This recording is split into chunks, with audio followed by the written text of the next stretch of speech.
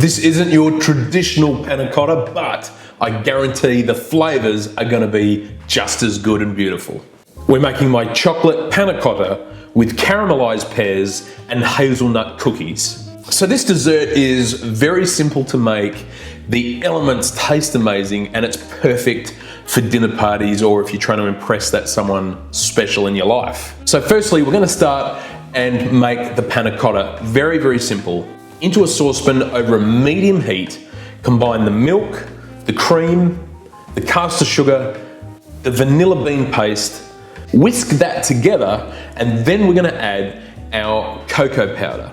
Now turn the heat to low and we're just gonna leave that on a very low heat for about 10 minutes. While we're waiting for that, we're going to get started on our gelatin. Now I'm using gelatin leaves. You can use the gelatin powder if you want.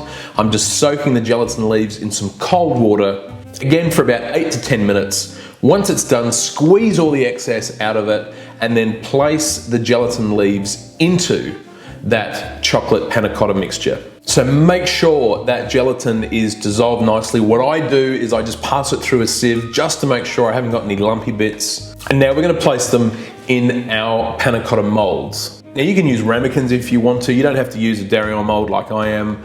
Any sort of small bowl will work for this.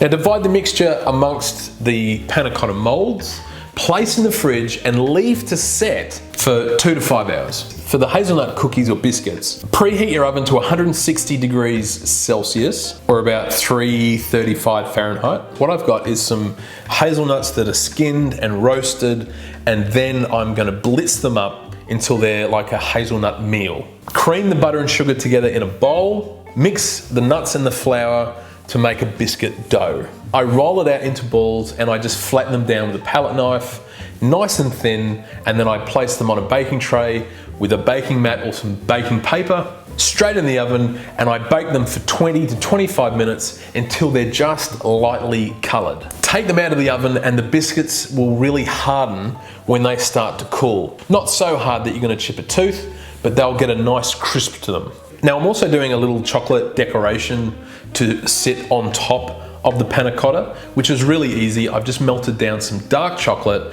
and then I'm just using a silicone mat and I'm just putting over some different shapes. You can do whatever you want. You can do love hearts, you can do smiley faces. It's completely up to you. I'm just doing something that is just a bunch of squiggles that doesn't make any sense. And for the chocolate decoration, just place that silicone mat into the fridge to set, and it should only take like 30 minutes to really harden. So our panna cotta is ready to go. It's set, our biscuits are done and cooled. My chocolate decoration is ready to go. It's hardened. Now I have to do the final element, which is the caramelized pears. So peel and core the pears and cut into lengthways into equal wedges and spread caster sugar or superfine sugar on a plate and coat the pears with the sugar and then place them in a hot saucepan, a non-stick saucepan, to caramelize on all sides. This is only going to take about 5 minutes over a high heat.